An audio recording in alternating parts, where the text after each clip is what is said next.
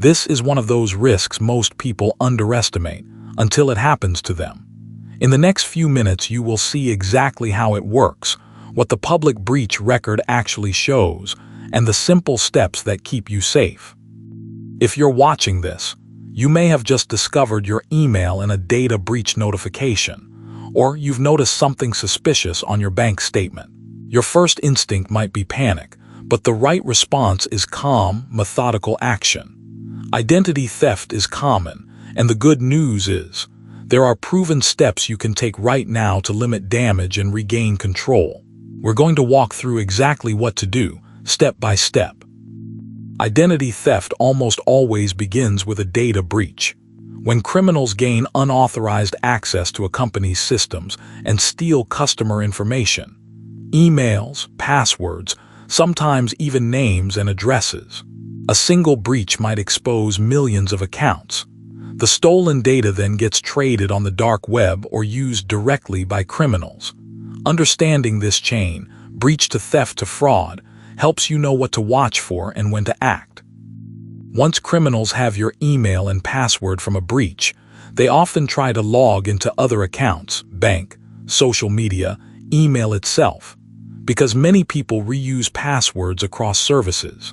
If your password works, they're in.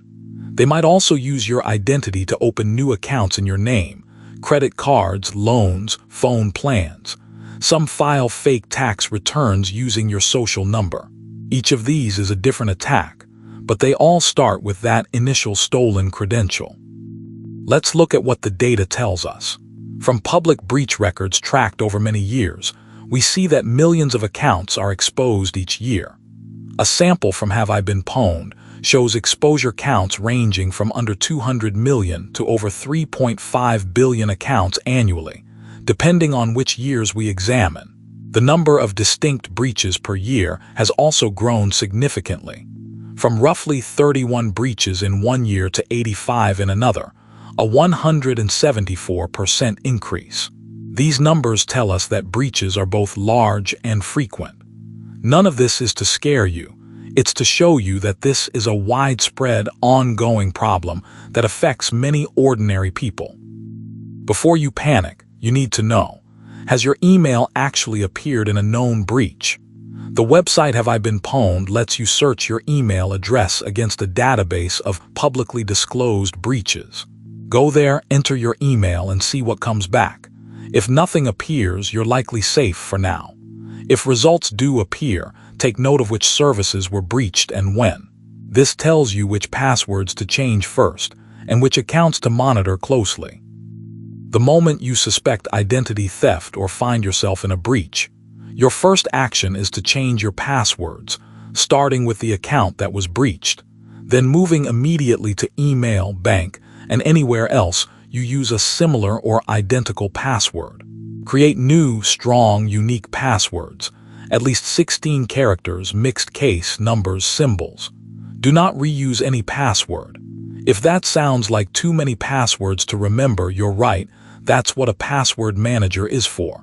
Tools like Bitwarden, 1Password, or Dashlane securely store unique passwords, so you only remember one master password.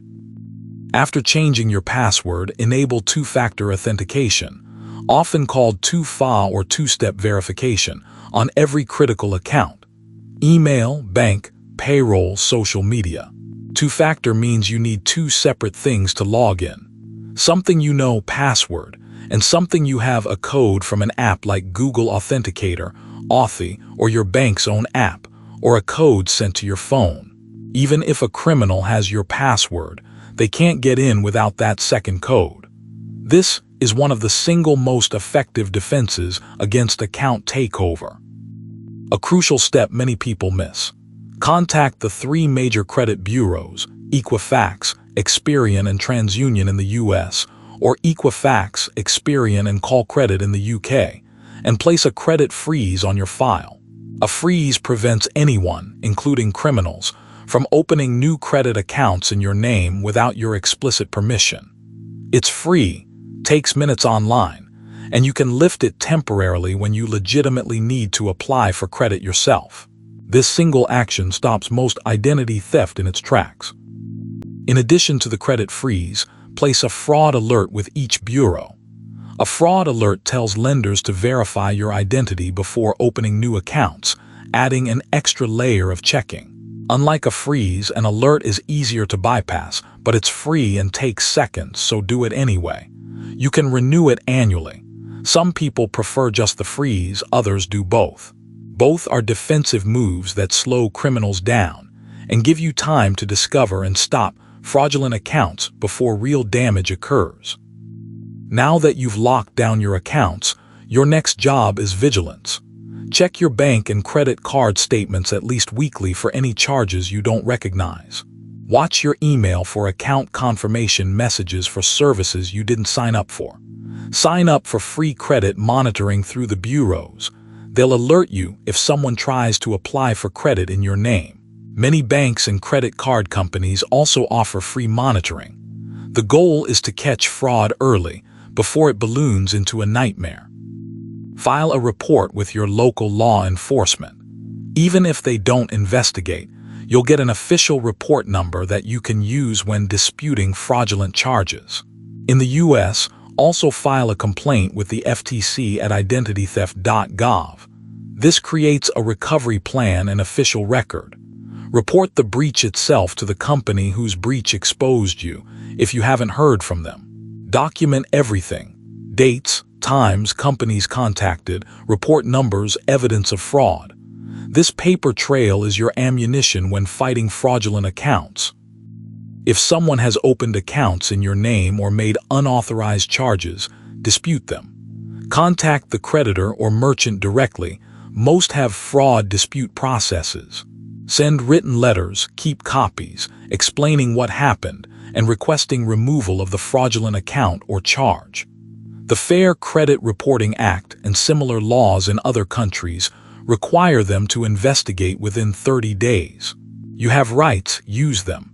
Don't assume it will resolve itself, it won't.